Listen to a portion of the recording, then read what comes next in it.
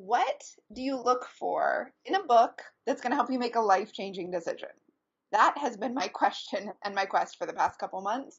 And this week, I'm going to talk about the books that I read that helped me come to the decision to about foster care and adoption. And we're going to talk about what you look for in a book that will help you change your life. Welcome to Essential Enthusiasm, episode 21, with me, Tara Swiger, and my friend Jolie of joliecreates.com. Hello. Hello. So we are going, today I'm sharing everything I've been hiding secretly that I've been reading and not talking about on any podcast.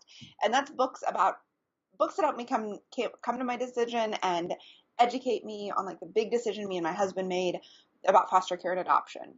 And if you want to hear more about that decision, what it means, what that is actually all about, this week's episode of my podcast, which just dropped on Wednesday, it's like a long podcast all about that. So today we're just going to talk about books. So I thought we'd start, Jolie. I could just talk about the books I've been reading, which you haven't read and don't really have reason to read, but it will be maybe more interesting if I ask you, like, A, have you ever looked to books to help you make a big decision? And like, what are you looking for when you're trying to decide something, like from the books you read? Yeah, that's a good question. I don't think I've ever used books to make as big of a decision as you guys have made. Like when I decided to move to a new country, I think possibly because I'm a rebel. Like, I'm just going to do what I want. Like, once I make up my mind, I just go for it. The closest I can think of is actually parenting books, which was, in a way, a big decision because I had my first kid when I was 22, I think. And, like, we knew nothing. And so our parenting books that we were, like, reading kind of helped me shape the type of parent I was going to be. Like, I didn't know terms like attachment parenting or like any of those things. So I think that's the closest I've come to. Yeah, you didn't consult a book to see if you should marry your husband? No. No, you're like, definitely not. And it's interesting because I was thinking about that too. Like, I don't think a lot of times we make big life-changing decisions and we don't know that they're big and life-changing, right? Or we go with our gut, which, like, when it comes to the person you're going to marry, there's kind of no book to help. Although I know a lot of people will turn to books like about marriage or about relationships to get insight, like, is my relationship a good one? But I think it's usually too late if you're asking a book to solve that issue. That's my personal opinion. So yeah, I really wasn't using books to make this decision as much as like to get all of the information. Right. So it's funny because I like avoided all books about this until it was something we had talked about and I just felt really super clear. And then like the next day I had a stack of books from the library. So I already felt clear I was going to do it, but there are actually a lot of decisions to make within that decision. Right. So like having kids, right, and like getting pregnant, like you either get pregnant or you don't get pregnant. But then once you have them, there are like a million decisions within that. And that's kind of like making this decision is there's like a million decisions within it. So I was looking for like even understanding what the options were. So like facts. And then I also wanted to read people's stories because it kind of lets you do the thing where you picture yourself doing it. And I don't know, do you do this? Do you read like people's parenting memoirs or people who started a business, right? Yeah. Like, do you read biographies, autobiographies? I'm trying to read more, but I do read some. They're usually about astronauts. Okay.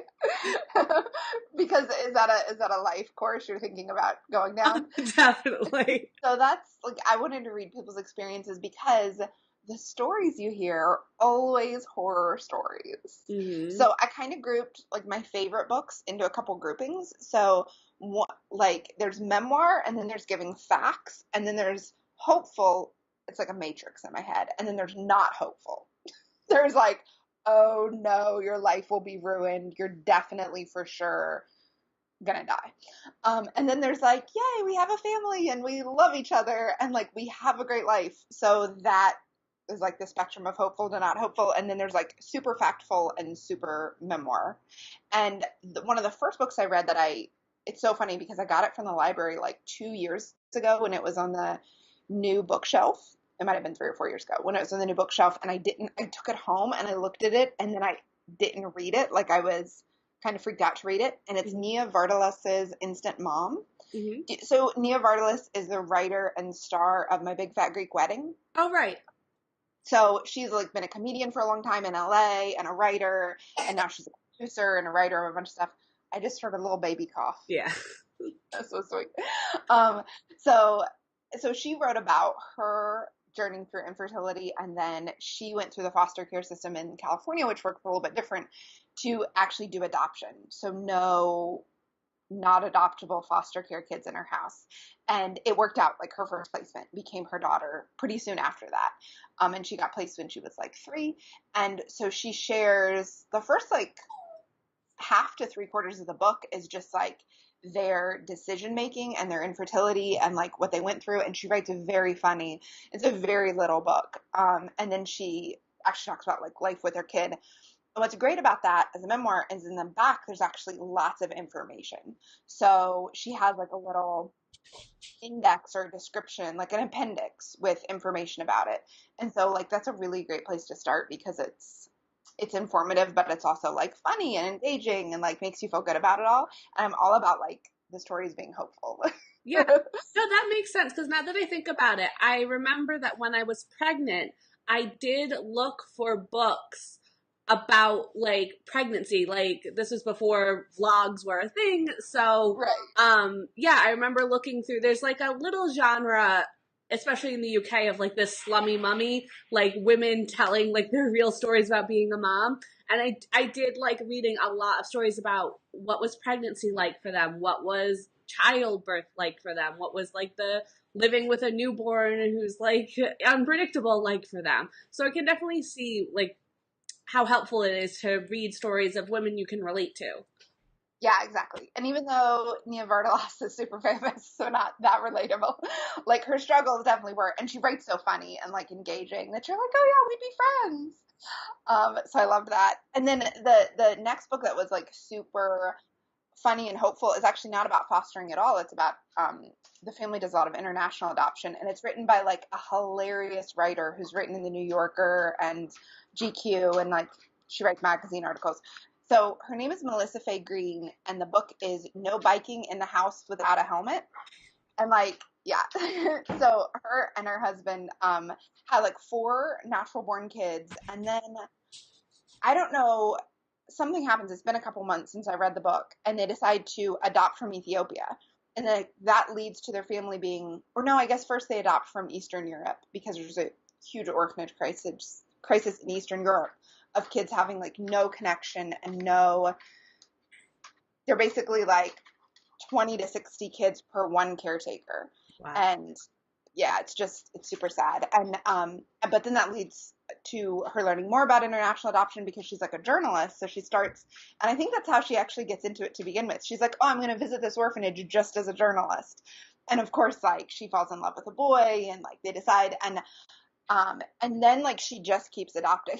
So like then they go to Ethiopia for a story, and there's someone in an orphanage there, and then he has a family member, and then her older son, her like natural born son, gets involved with doing charity work in that orphanage, and he falls in love with 2 little brothers that are up for adoption. And so like her family is just like huge and multicultural, and it's hilarious. Like it's kind of like, did you ever read Irma Bombeck? No. No. Okay. She was like a housewife in the 60s and 70s. She wrote magazine articles. And for some reason, when I was like a teenager, I think I was just running through books in my library to read. I would read like they're like a book full of her articles or essays, and they're all very funny, and they're about family life, but all like about the ridiculousness of kids. And like, and of course, because they have different cultures and they keep their kids involved in their homeland culture.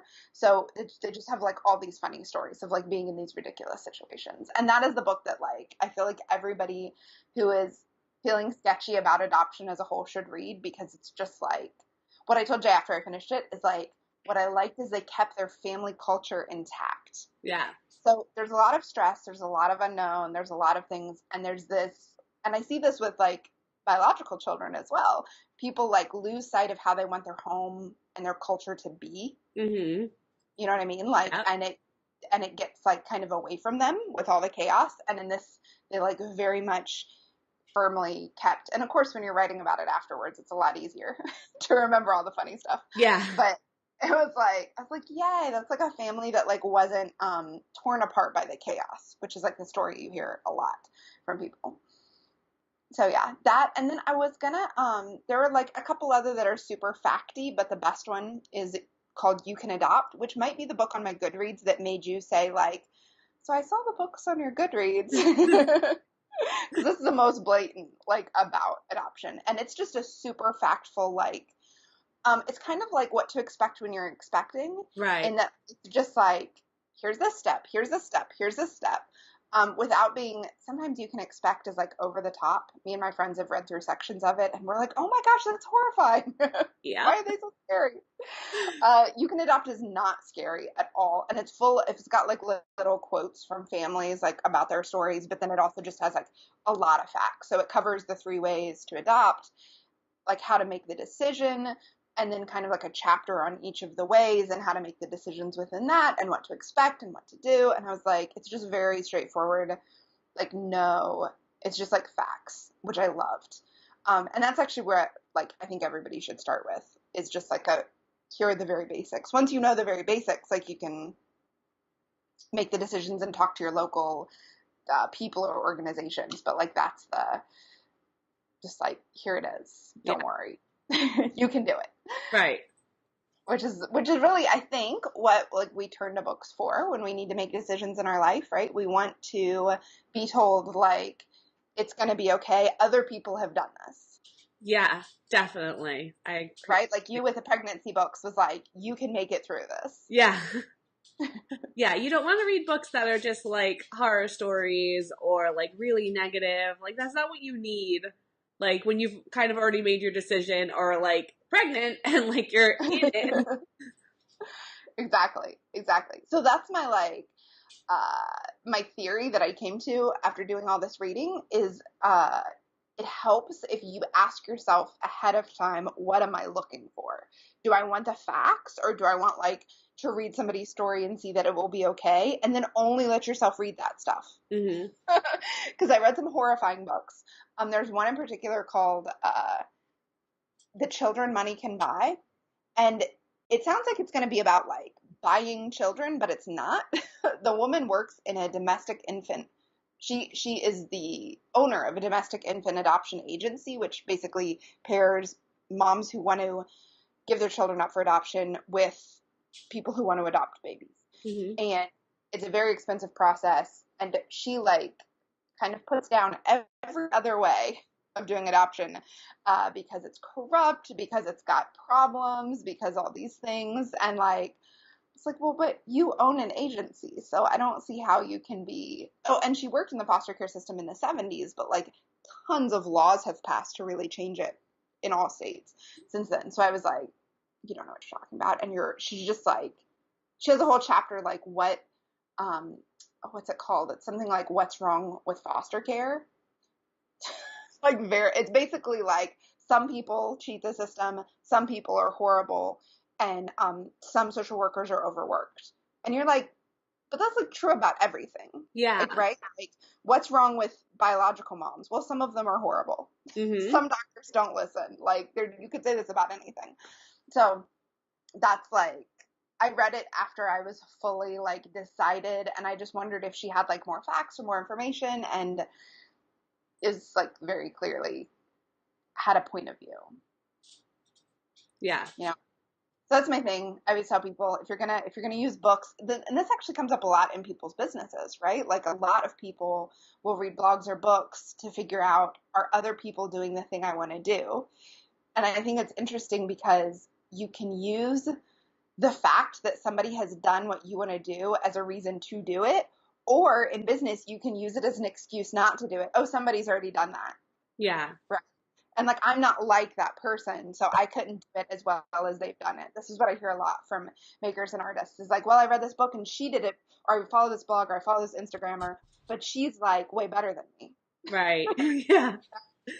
Yeah. That's not helpful. So my thing is not letting books make you feel bad. So like going back to when I used to read parenting books, I read so many parenting books, and some of them made me not trust like my gut instinct anymore, because you feel like you're learning about this thing, like you're trying to make decisions about what you're going to do, and like you think that these are the experts, and like they must know more about my baby than I do. And so they would say things like, oh, your kid has to be on like a 4-hour schedule. Well, when Leo was a baby, he would not adhere to any schedule. No, and like we used to say, he was the happiest baby in the world as long as you gave him exactly what he wanted. But, and I thought there was something wrong with that. Like, but I should be doing, and it was like every time I tried to fit him into a mold that a book said he should go in, we both became miserable. And if I actually just fed him when he was hungry and like let him nap in my arms, like all these terrible things, like it turned out we were fine. So like I do like using books, and you just gotta find books that like the process that they're describing feels good to you. Yeah, that makes a ton of sense. And also like then when things change, like maybe your baby is a sleep schedule like pro, but then they hit this growth spurt and they're not anymore. Like that's the thing I hear from parents. So like for the first 5 years, you get settled, you figure out what's happening, Mm-hmm. and then they change. So that's terrifying. But yeah, that's I think what you said about not making books feel bad about yourself, which comes back to the thing we talk about all the time, which is like these books that are self-helpy, like it only works if they're helping you figure out what you want to do. Mm-hmm. But if they're too preachy about how you should be, it's like not helpful. Yeah. And the other thing I learned to pick up on really quick was like, what's the book's agenda? Because like a lot of books are selling you something, and like when they're promoting their whole method, there's usually like a sales pitch at the end of it or something. Like, what are they getting out of like telling me that this is the one and only way? And like so many of them are building actual businesses on being a sleep expert, and so they're getting like celebrities to hire them as sleep, or they have a different agenda to just helping parents, and not all of them do, but you have to learn to pick out which ones are like actually selling you something and which ones are genuinely trying to help. Yes.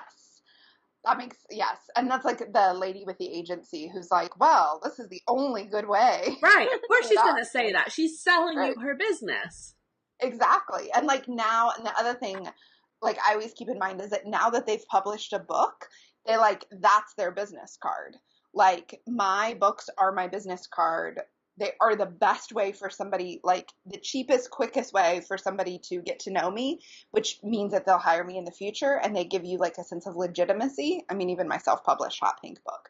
And the same is true, especially if somebody went through a traditional publisher. Like a lot of times they're just doing it for legitimacy for what else they're doing. Mm-hmm. Which is why I think I like social science books so well, like books who are written by either researchers or people like journalists who are compiling the research. And I know there's some sleep books. We have to talk about this in a future episode once I have people who I'm trying to get to sleep. But I know that there are sleep books written by like journalists who are just covering the research in the same way that there are like health books written by journalists who are covering the most recent research, as opposed to personal trainers who are trying to sell you their method. Yeah. Sleep books make me so angry. I don't think I... Oh, no. Like, honestly, I just have so much resentment to them. I think the idea that a child sleeps through the night is the biggest lie parents are told. And you think that there's something wrong with you, that your kid is 2.5 and they still wake you up. And there's nothing wrong with you. Just no one talks about it. And all these books pretend it doesn't happen. And, like, they'll sleep through the night eventually. That's the only thing that's true. I love it. Thank you. Well, parenting advice from Jolie for all of our listeners who have young children. Because sleep books, they're so frustrating. The last thing you need when you're not getting any sleep is a book to make you feel bad about the fact that you're not getting any sleep. Totally. And it's so funny because sleep is the thing that all of my friends who have kids are most stressed about. Mm-hmm. And actually, the least stressed friend, we had a conversation. I had it with well, she's like a person who has an online business and travels a lot to teach. And she told me she had her like 6-month-old baby with her at a conference, and her husband was there too, and like they were going back to the room to nap in the middle of the day, and uh, she was like, "Oh, my mom friends get on me because I don't keep the baby on a schedule." She's like, "But my life isn't on a schedule." She's like, "So the people who have to get up at 8 and go to the office and be back at 5, like it makes sense that they really, really need their baby on a schedule." Mm-hmm. She's like, "But I actually need my baby to be super flexible because I fly to different time zones and Yeah. like I work at different times." She's like, "So when I just realized a flexible schedule would actually be better for me, I like took off all the pressure." Like, so she wakes up at 3 a.m. Well, we can go for a nap at 2 p.m. Yeah. And I realized like not everybody has that. But I mean, she was working in her own business. It wasn't just, yeah. So anyhow, she like realized that the flexibility, and she's like, but if you need the schedule for your own work schedule, it makes sense. Oh, But like, and she's talking about the like, not just sleep schedule, but also feeding schedule, like getting everything so it happens at the same time. And I shared that story with one of my college roommates because she also has her own business, and her daughter was like never really getting on any kind of schedule, but she's flexible and she seemed happy. Whereas another friend whose baby wouldn't sleep was super unhappy about it. And I was like, I think you're happy because of this. And I explained what the other girl had told me about, realizing that like, if you have flexibility, why are you pressuring your baby to keep a schedule? exactly. Right. And so if you're staying home with a baby or you have your own business and you have flexible hours, like what is the standard? Like the sleep through the night, like what is the standard about? Who cares? Yeah. I mean, other than you're the only person that it's impacting, you and your husband and the other kids in your house. So yeah. The other thing we quickly learned was that there's pros and cons to everything, because we had friends whose like kids were on a super schedule, but they could only sleep in their bed. But because Leo never really slept, he would fall asleep in my arms, which meant he could fall asleep anywhere. I remember being in IKEA and just like putting him to sleep on a couch in IKEA, and I sat there and read a book while my husband finished the shopping, because he could sleep anywhere as long as I was there. And I was like, it works for us.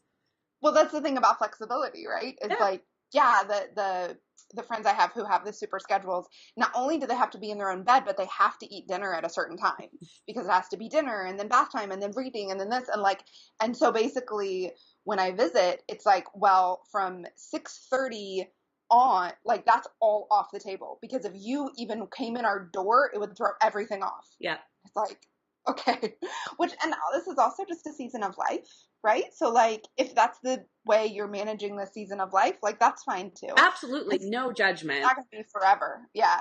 I have no judgment because I have no place to talk, and Jolie has no judgment because she's lived through 2 babies. Yeah. That you got to like. And you know what's funny with 2 babies? It made you realize like how little we affected our children. Like you do affect them in big ways, right? Like the people they grow up to be. But things like sleep and things like eating and things like whether your baby likes swaddling, it's nothing to do with you. I had one kid who was a terrible sleeper and I had one kid who was a great sleeper. Like it was not me. It's just sometimes the kid that you get. Yeah, that's so good to keep in mind though. Like, and this is actually the really interesting thing about fostering and adopting is that I'm going to say this and it might sound bad to begin with, so bear with me, but like I have lowered expectations because I wasn't with the baby from day one. So I don't have that sense that I'm the only input and I'm controlling the situation, right? It had all these other shaping influences in their life. Even if they come to me at 3 days old or 6 days old, I didn't impact the pregnancy. Mm-hmm. I didn't impact the birth. I wasn't like all natural birth, no drugs, all of people's like crazy birth plans that are so specific because they want to control the outcome of that baby's health. Like Yeah.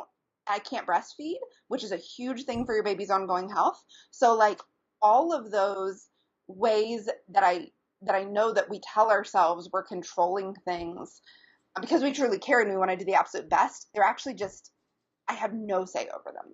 Yeah. And that lets you then have lowered expectations.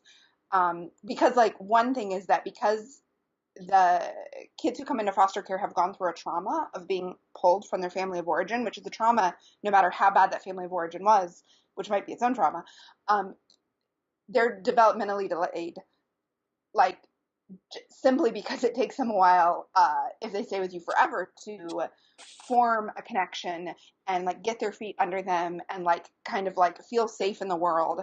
And so often you'll have like a 1-year-old fall back to like a 6-month-old developmental stage. Mm-hmm. Or a 5-year-old fall back to like a 2-year-old developmental stage. And sometimes they weren't properly nourished, so they never went through the proper stages anyhow. So, and what I'm saying is good about all this is that your expectations are like lowered. So you're not, I know one of the things that stresses my friends out the most is like, are they hitting their milestones?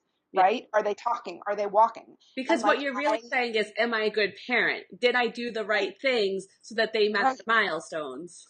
exactly, like, do they have the proper nutrition? Am I talking to them enough? Am I exposing them to music in utero? Like all of the things that parents do, it's like hard to not have that control, but it also then it's like it I was talking to one of my other friends and she said, you know what it's doing is it's actually just making you realistic. She's like, it takes some moms a year or 5 years to realize they actually have no control. And she's like, you're just going into it knowing you had no control, so you're not even pretending to have the control, so you're not even beating yourself up about the control and the milestones and the expectations, because you just can't have them because you weren't there the whole time. She's like, that just seems like a reasonable place we should all get to. Yeah. Yeah. Of like, I can't control this child. Like, you can do your very best, but you don't actually, like you said, we don't impact them that much. Yeah. In the things that we most want to control. Yes. You just, it sounds like you can just let go of a whole bunch of guilt, like, from the start. I mean, the breast versus bottle is like a major thing that like screws up moms straight from the start. So like there's just things Right. that you can let go. But then you'll have a whole bunch of other things that other parents don't have. So well done. Exactly. Right. I do think it's a great just intro to parenting to be like, hey, guess what? You can't control all these things. And Yeah. like you can't measure your child the way other people measure your child. That for me as like an A student, try really hard, good girl is like it's actually great for me because Yeah. I don't know. I don't know where I would naturally lean. Jay is so laid back and relaxed, like he would never be that kind of parent, but like I don't know that my natural like wanting to get everything right wouldn't just make us all crazy. Yeah. Yeah. So it's like As a similar thing, a straight A student, yeah, there was a thing that was like, oh my God, I have to get this like perfect. But then you kind of realize like, it just isn't there. Like, yeah. honestly. And they all turn out fine. Like, no matter, I have friends whose kids are like struggling in school, but they're amazing in other ways. And I have a kid who's doing really good in school, but he struggles with so many other things. Like, they all have their strengths and weaknesses. And if you compare them to every other kid, like, you're only going to see the deficiencies. Like, you just have to see them for who they are, and they're going to be amazing in their own way. Yes, preach. Love it. I'm gonna go back and listen to this later, but I'm up in the middle of the night crying. Yes. So that is, yeah. Oh, I wanted to say one thing. One thing that I learned about finding books that is like, you might be researching something that nobody else in your life is like doing, right? So the way I get book recommendations, the way we get book recommendations on the show is like, hey, if you've dealt with body confidence, recommend books to us. And several of you have. We super appreciate that. And, or if you want to start a business, what book do you recommend? This is like kind of an area where literally no one in my life could recommend books. And the people in the foster care classes that are foster parents that I've met, they're not readers. So like they had no books to recommend. So what I found really great is searching my library. That's actually how I found the book that was my favorite, the No Biking in the House Without a Helmet. That was just on my library shelf in this. By the way, there are very, very few adoption and even fewer foster care books in the world. Like the section of my library is like this big, even though the knitting section is like 2 shelves. So library, but also Goodreads reviewers. So I realized I finished a book and I saw that somebody had written like this beautiful review of it, like super in depth to what the problems and she was looking at it as a foster care social worker. And so it had like, her review had all this insight. So I clicked over and she had a whole shelf of foster care books.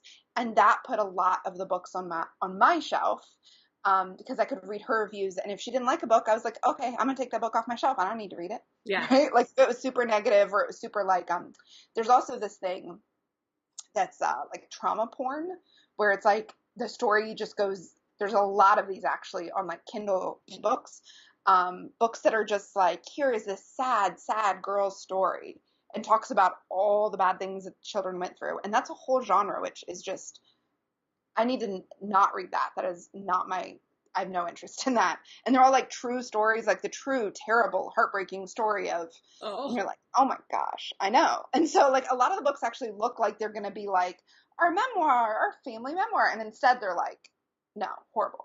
So she helped me find some of those, take them off my shelf. They've been on my shelf. I took them off. And then there was another great review I read on some other book that was by someone who adopted a couple years ago, but she kept track of all the books she read through this process and wrote like how it helped her. And so that allowed me to see like, oh, this is kind of like getting a review from a friend. Once you trust one of their reviews, it's like getting a recommendation from a friend, yeah. right?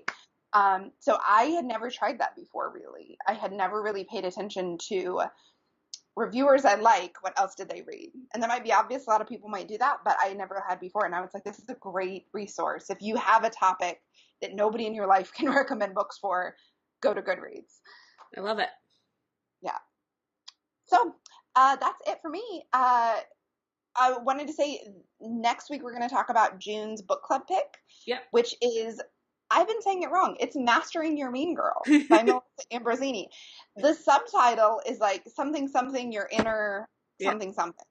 Here it is. Yes, that's it. The No BS Guide to something. Silencing your inner critic and becoming wildly wealthy, fabulously healthy, and bursting with love. Well, that just kind of makes me want to puke. But well, spoiler alert, I didn't like it. So if you have thoughts, read the book, share them in your Facebook group. We'll talk about it next week. Yay! Looking forward to it. I have to reread. I read it like a year ago, so I was gonna re-skim it and be reminded of what I thought when I read it. So that's on my docket for this week. But if you guys have books to recommend, we are loving your book reviews. Like Yuka recommended Intuitive Eating. I think you got a book recommendation about a self-worth book. Yeah, and body positivity as well. Yeah. And I know Michelle recommended the Chrissy book. I feel like I want to like make a doc that is a list of the recommendations you guys are sending in, both like so we can read them when we want to, but also so we can share with you guys what is being recommended. In case we don't read it, you still have the recommendation. You can go read it. But yeah, I love Awesome. recommended books because I do, I feel like it just pushes me. I'm kind of like open to reading anything, and if I don't like it, like that's fine. So I like hearing books recommendations from you guys. So if you want our thoughts on books, let us know. Yeah, and go to the Facebook group, Take Care of Yourself with Tara Swiger, post your recommendations there so everyone can see it. You can also, I think you guys have been messaging us, but share it publicly. That's great. Cool. So thanks so much for being with me, Jolie. Yeah, we'll talk to you guys next week. Bye.